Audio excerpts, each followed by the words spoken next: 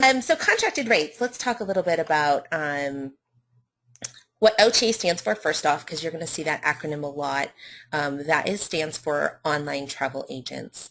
And contract rates is the newest, hottest thing that's out there right now and giving a lot of properties more flexibility in their online presence.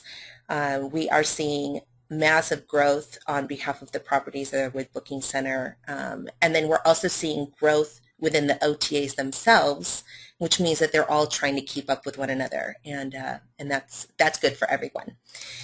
So as a BookingCenter, there we go.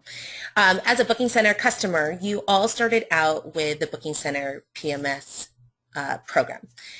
This is what we're going to call your channel manager. The reason why we call it channel managers is that obviously you have several agents that are loaded into your PMS system that control how you allocate rates and availability to each one of those channels. This is something that is complicated at first, but so great when you look at really making sure that you're marketing correctly to certain channels while making sure that you are leaving room for guests who are showing up on the day of or calling your property, etc. So you began with the booking engine. So I'm going to take you a little bit through the process. So you purchase BookingCenter, the PMS system. It's managing your hotel. The next question is, well, then how do I hook that channel manager up with my own property's website? I want to get bookings on that website, and I want them to download directly into my property management system. And I also want my rates and availability in my property management system to be uploaded to my property's website. The reason why I go through this now is because the same concept is going to be for the OTAs. It's exactly what we're going to do for them. So that's the first step. And when a new property joins us as a client, this is where we're starting. We're starting you off with a MyPMS and then also with your hooking up through the website, your property's website. The next step is obviously the GDS. Very common acronym. It's been around for years and years and years. Again, it just stands for the Global Distribution System. There are about 800,000 online travel agents and websites, as well as traditional travel agent databases that hook into the GDS. As many of you know, when you get a booking in your system from the GDS, you're going to see an 7-8-digit IATA number, IATA number in the agent. That shows you that that booking is coming from the GDS. If you do not have any direct contracts with any OTA, you will still see that you're getting Expedia bookings or Orbitz bookings. It's just that they're coming through with that IATA number instead of with a travel agent code.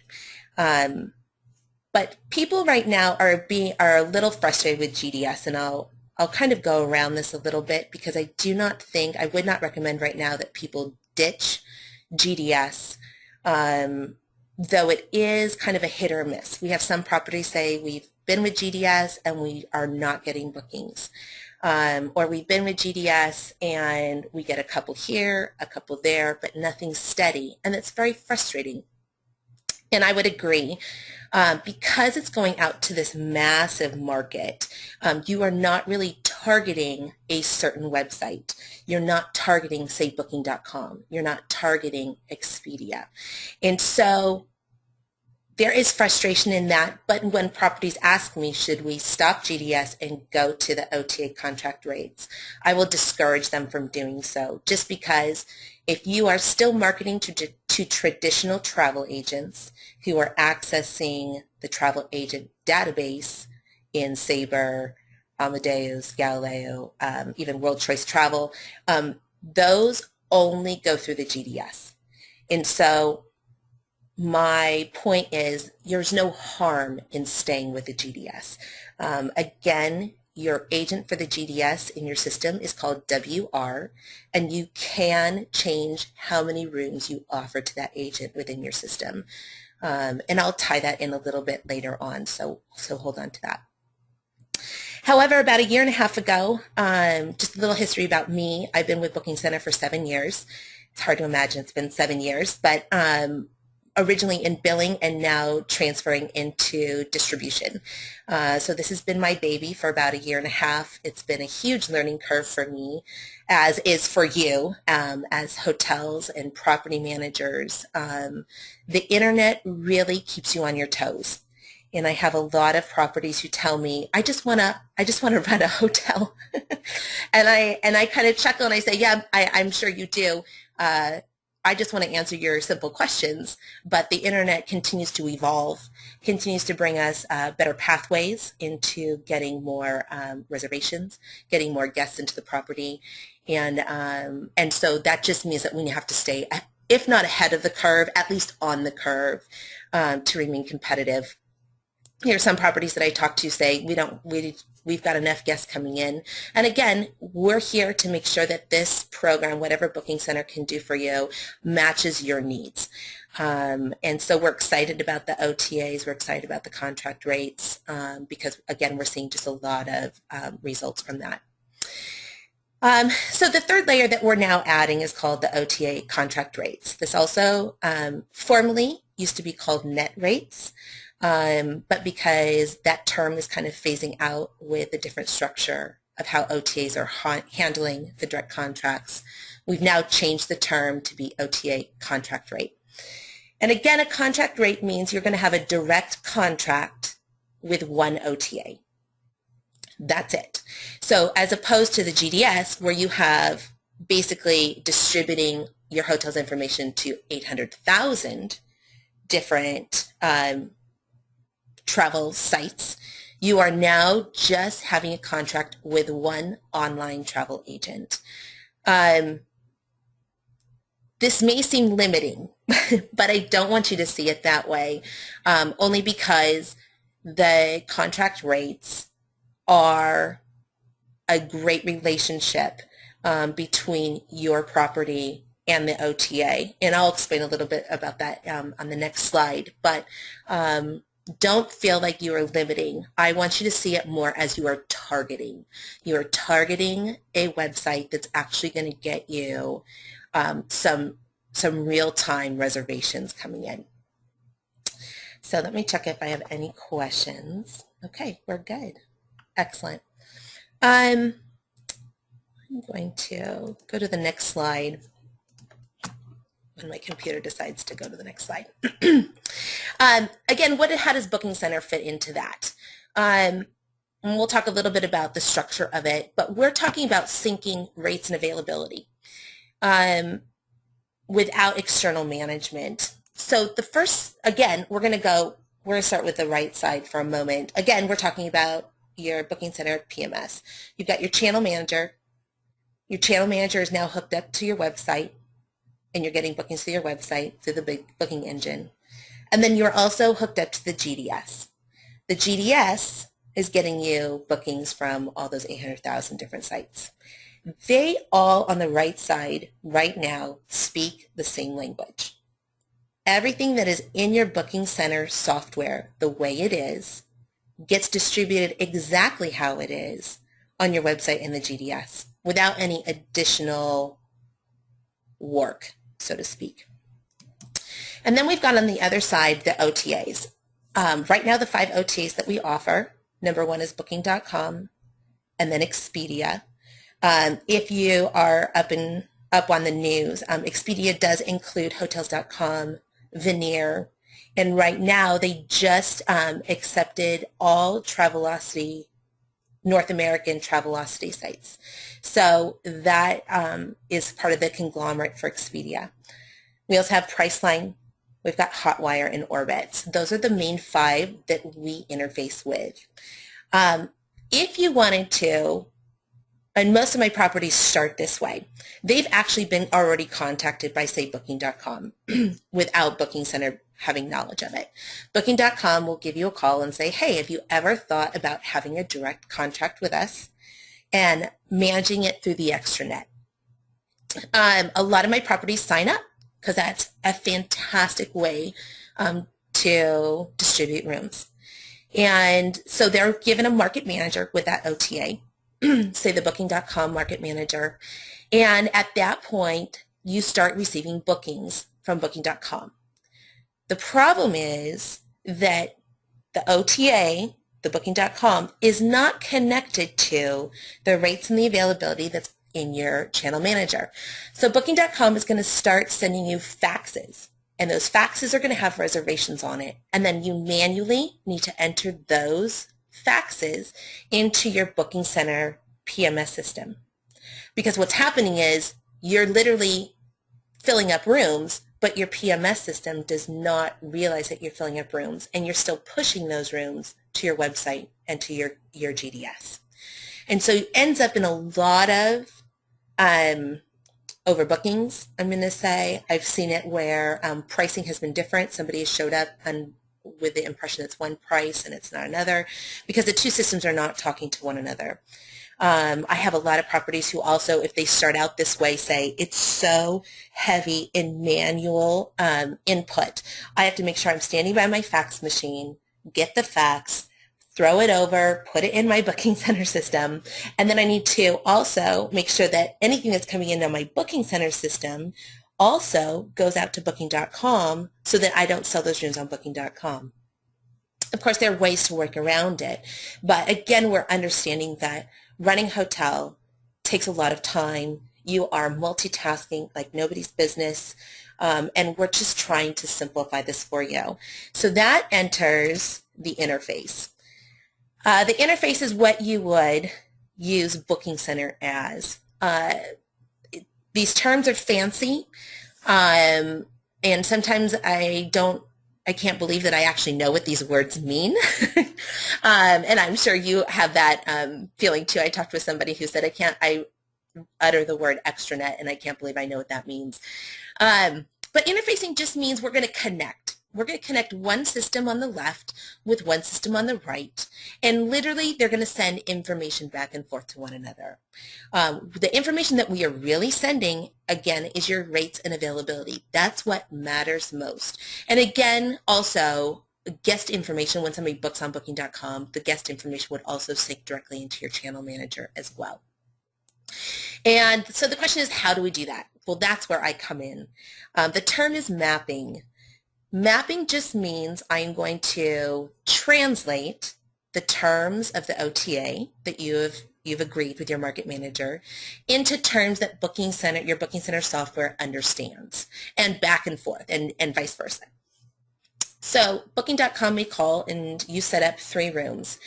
And this is just an example, but you could say I have a garden suite, I have a deluxe suite, and I have the presidential suite. Those are my 3 suites. I want to offer all 3 on Booking.com. Well, then I go into your system and nothing is labeled deluxe suite, queen suite, presidential suite. Everything's labeled the Casa room, the beautiful blue room. And so we have to take the room type IDs that you're putting into your BookingCenter software, and we have to match them, or what they call map them, to the room descriptions that you've set up with Booking.com. The process of mapping can either go really quickly and and we could sync and it works really well, or it's laborious. And I tell people this when they're like, why isn't this just working? Because there are about 5 different working parts to the mapping process. And so my greatest advice to somebody who starts the OTA process is that even though your market manager may say, oh, this is a piece of cake, I don't know why it's not up and running tomorrow, just know that there is a lot of tech translating that has to go between the two in order for it to correctly sync. If I get anything that is incorrect, it will leave you up to overbookings, and you will be unhappy, your guests will be unhappy, you'll come to me and then I'll be unhappy. So again, unless we take care of all the errors before it actually goes through, we do open your property up for those overbookings. I just want to check in, make sure we've got. Okay, and again, if you have any questions that we're going through, go ahead and put it on that chat box below. I know a lot of you do have OTA contract rates already in place, so thanks for being here. Appreciate it. The OTA pricing structure, things have changed a little bit, and for that, I would say that's great because anything that is evolving actually tends to work out more in your favor.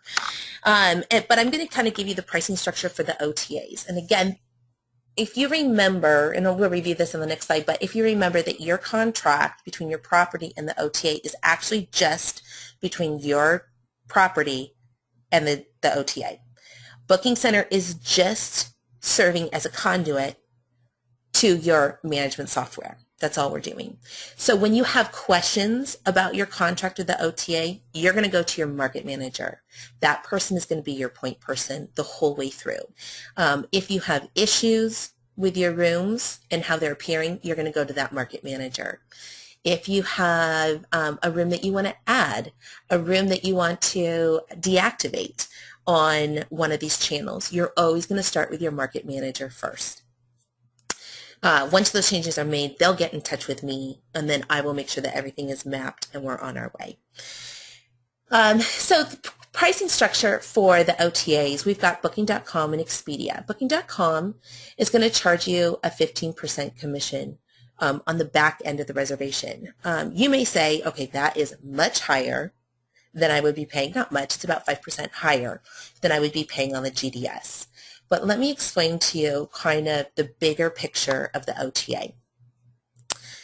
It's approximately, like right now the statistics are approximately 60 to 70% of travelers are actually doing their research on these travel search engines. They're doing their research on it. They don't want to go past page 3 when they're searching for a location. After page 3, they kind of get lost and it's too much information, and they think, well, if it's not in the first 3 pages, even on the first 2, it must not be worthwhile. And so in exchange for a direct contract with any of these websites, you are actually, I want to say paying, but I want to say paying in quotation marks. You are actually going to be considered a preferred property on one of these websites. And then you are actually moved up in the search. It's almost the same as site optimization. If you talk about a regular website, but you are actually going to see your site move. Say you're on page 20 because you happen to be in a heavily populated area. You're on page 20 of the search. You're going to find yourself on page 3 of the search because you have agreed to be a direct contract. And Booking.com knows, hey, if we sell their rooms, we're going to get 15%. So you're paying higher, but you have to also see it as part of your marketing plan. If you see yourself as you're placing yourself higher up on the search engine, then people probably will see your property and might actually, again, 60, 70%, will actually try to search you out as a property individually. And again, if you have your property website hooked up to BookingCenter, again, that commission is much less than 15% or even like a regular GDS commission that you are paying right now. So Booking.com is normally charging 15% in the rear. Expedia charges between 18 and 23%. Now, I'm going to tell you this. I want you to use your negotiating skills when talking with your Expedia market manager, because I really do believe you can get them down below 18%. At that point, you can agree and just know that there is room to negotiate and say, you know, Booking.com does it for 15. I want it 15 or 17, or I'm not going to do Expedia. Expedia wants you on their site. The only time I've ever heard them not negotiate is if you're the only hotel in this super remote area and they're saying, no, there's nobody else around you, so we want 23%. And again, it's up to you to figure out what works best for you. But then let's talk about Expedia, Priceline, Hotwire, and Orbitz, and this negative net loading. Again, Booking.com is the only one that does not offer it, and Expedia became really savvy. They used to only be a negative net loader, and then they decide, well, we want to compete with Booking.com, and so they've added this layer. So you do have two different choices with Expedia. Technically, the option of the commission in the rear of the reservation is called sell, and the negative net loading is called net. And again, I'm giving you that information. However, your market manager will take you through everything. So I want to show you how to negatively net load an agent, and I'm going to take you through. A lot of you recognize this, my PMS system. This is just a demo site. I'm going to go into setup, and just a little plug for our webinar, of course. Hold on, I'm going to stop sharing my screen for 2 seconds. I'm going to do a little plug for the webinar that Dave gave back in May. If you have any questions about rates and availability and how to allocate rooms to different agents, that is a fantastic webinar. In fact, as I was watching it, I learned a lot, as I'm not as familiar with the My PMS system. But here we are. If we go to this My PMS just demo site, I'm going to go up into setup. I'm going to click on setup, and I'm going to go to relationships. At relationships, I'm going to go down, and I'm going to click on agent relationships. And here is a bunch of different agents that have been loaded into the system. I know that you as a property can load your own agents, but these net rate agents up here are the ones that I actually load for you. You're not allowed to load these on your own, only I can do it.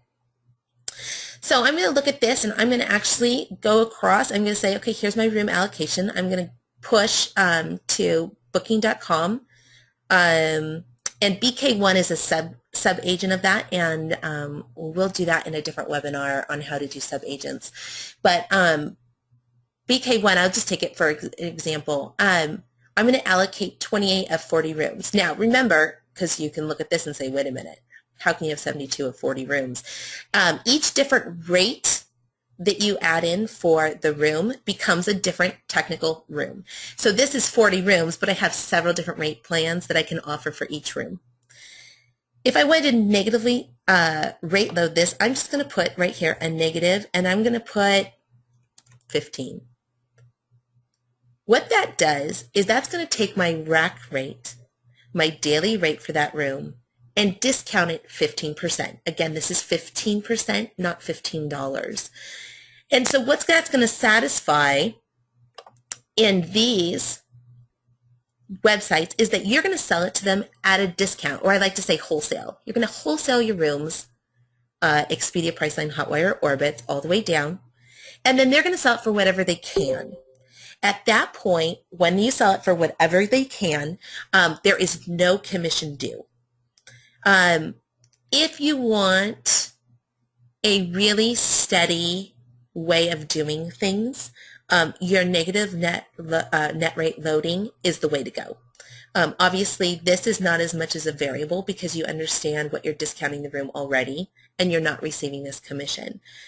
Different websites will want you to negatively net load different things, anywhere from 20%, 25%. I've seen some that want 30, but again, I would negotiate back down to 20 or 25% off. And again, there is no commission due to those at another time. And then if we're talking about booking center cost, obviously we know that you're concerned about that, and we understand that completely. There is a one-time enrollment fee. Now let me clarify that if you are currently on the GDS and you have paid that enrollment fee, then the OTAs is part of that. It is included in that one-time enrollment fee, the GDS and the OTAs together. So it's not an additional anything. You can add any one of these 5 OTAs for no additional enrollment cost. So again, we're looking at really making sure that this is accessible for the majority of our properties. There is a monthly maintenance fee, but again, just like the one-time enrollment fee, is exactly the same fee as you're seeing on your invoices now for the ODD fee or the GDS fee. So again, in that monthly fee, you can get the GDS plus any of the OTAs, and there's no additional. The fee structure and what we would call like commissions or the fee structures that is being paid then to BookingCenter on behalf of these OTAs. Booking.com and Expedia is actually a really interesting one, and I'll go through strategy in a moment. But Booking.com and Expedia, you can actually tie both of them in for an unlimited monthly fee, which means I can get 300 bookings and pay one monthly fee. I could get 20 bookings, pay one monthly fee. That monthly fee is set. And again, if you have any questions about these fees, feel free to give me a call or give Jeff a call. We'd be happy to answer those cost structure pieces for you. But we really, again, want to make this doable for you. I have a lot of clients who are having great success with this, and it is well worth it for them to do OTAs at this point. So with Booking.com and Expedia, you do the unlimited monthly fee, or you can do a flat fee per booking, which means that there's no percentage added onto a booking. So if you want to make sure that you, and I'll just give you a pricing structure. Flat fee for these would be $8 a booking. So if you had a guest come in and spend 5 days and the total of their bill was $1,500, you're paying $8 for that booking to BookingCenter. So again, it is well worth it for you to switch over from this. Once you do switch over, just side note, once you do switch over to a Booking.com OTA, a direct contract, it will stop Booking.com from picking up your room as a GDS agent, meaning that they will not be able to make a reservation outside of their agent, BKG. And then for the others, Priceline, Hotwire, and Orbitz, again, they're also just a flat fee per booking. We do not offer a monthly subscription for those, but we'll go through that in a second. Juan Pablo, I saw your comment, and let me finish this last slide, and I'll get right back to you. So the question is how to start this process. You're going to open a support ticket in BookingCenter, and you're just going to put into the subject line, I'm interested in, and then fill in the blank for which OTA you are interested in, whether it's Booking.com contract, Expedia contract rate, whichever, go ahead and put it in. At that point, I'm going to pick up that support ticket, and I am going to put directions in. You and I are going to go back and forth on the support ticket. I like to keep all communication right there on the support ticket so that you and I are really, really clear in exactly where we are in the process. Again, it is a multi-step process that's going to require a little bit of intense communication between you and I, but at that point, once we get it all the way through with no errors, we are on our way. And just a reminder that, again, that contract is really between you and the OTA. If you have questions about your relationship with, say, Expedia, you're going to contact that market manager. Again, we're just here to make sure that the two systems from the right and the left from slide 3 actually speak the same language and go back and forth to one another. The timeline. I tend to say it's about 2 to 4 weeks from the point of opening up a support ticket. I'm going to tell you that sometimes it's shorter. I've seen some things go through in days, and I've seen some things take like 3 months. The thing that delays it is the response time between the property and myself, or the property and your market manager, and there are other different connectors that we use, and so it just is a chain reaction of communication. So I tend to say 2 to 4 weeks. If it gets done faster, great. If it takes longer than 4 weeks, then somebody's not communicating, and that support ticket is just sitting there unanswered.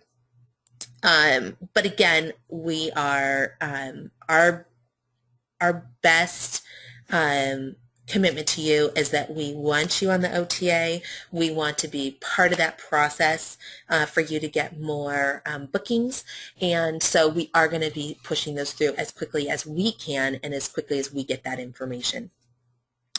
Some of the things that you can do in the meantime is make sure that you have a complete profile in your PMS system. Again, property information, all your images. If you don't have a complete profile in your system, we will end up getting errors back because they want as much information as they can get to put you out on that on their OTA at that point.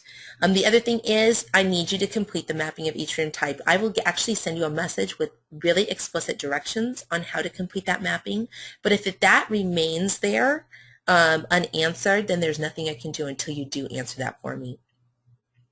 And then again, you can be allocating rooms and rates to each contract channel. Again, going to that demo site, let me pull that up real quick.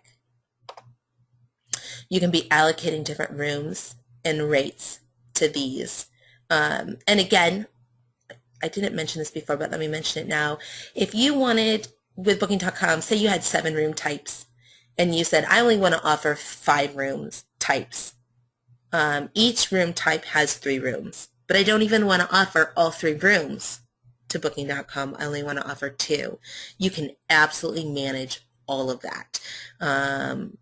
And during a busy season, you can offer less rooms of a type. In a heavy season, you can offer more rooms. Or in a light season, you can offer more rooms to get more business.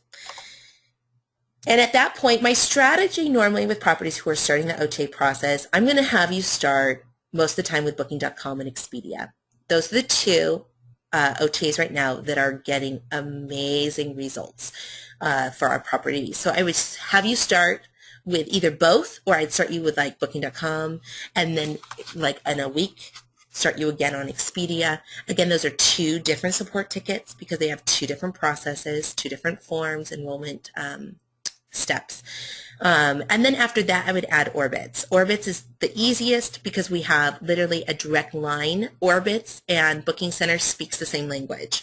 So there is no mapping that is part of Orbitz. Literally all we say is turn you on, and you're turned on to Orbitz. And then I would go to Hotwire and Priceline. But that would be my strategy for your property as you signed up. Okay, so the negative net loading is a really interesting concept. Again, you're basically giving a discount of the room up front. So say you had a $100 room. You would go into the agent. I'm going to say EQR because that's Expedia contract rate. And I'm going to give it to them at -20. So that means that any room that I allocate here is going to be discounted 20% to Expedia. Expedia is going to go and sell that room for whatever they can. And again, it's kind of up to them. Like if you fill my room, great. Obviously great for all of us.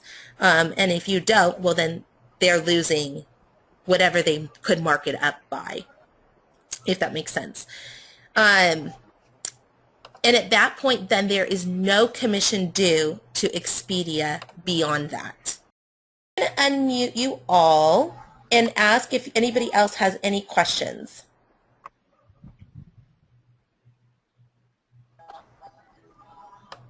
Yeah, Rebecca? Yes. So how does Expedia know that you're offering them 20% less than the published rates? How do they compare that? Well, what they're going to do is number one, it's in the contract. So that contract is going to govern whatever you're doing. The other thing is they do audit what's being pushed out and what they're getting it for. Okay. And those published rates are in the WR channel, right? They're looking at the distributed published rates? Yeah, absolutely. Absolutely. Okay. Thank you. Mm-hmm. Anyone else? One more question, Rebecca. What happens if a booking is canceled? just because I haven't necessarily dealt with this, particularly with billing, if a booking is canceled, you're going to follow the same rules as a GDS. So if a booking comes through Booking.com, that guest needs to cancel with Booking.com. If they call you and say, hey, I'm showing up on July 23rd, and you look at their guest information and you see the agent is BKG, just like you would for any GDS booking, you would click on their IATA number and see where that booking was coming from. You would say to them, thank you so much for the courtesy. However, it is not canceled until you contact the site with which you made the reservation. Again, the reservation is really between the guest and the website. The property is considered a third party in that relationship. If you get a no-show or you need to cancel out, I believe the OTAs is still a $10 out-of-channel cancellation fee to the property.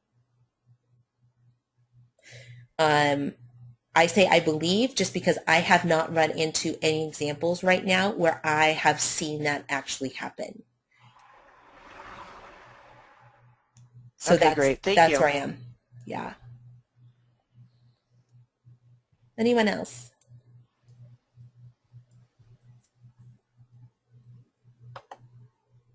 Awesome. I'm good with no questions. Listen, if you have any questions, you can always feel free to start a support ticket at support.bookingcenter.com. I am available at extension 206, so you just call Booking Center's main number and dial extension 206, or you can reach me at Rebecca, REBECCA, at Booking Center if you have any questions.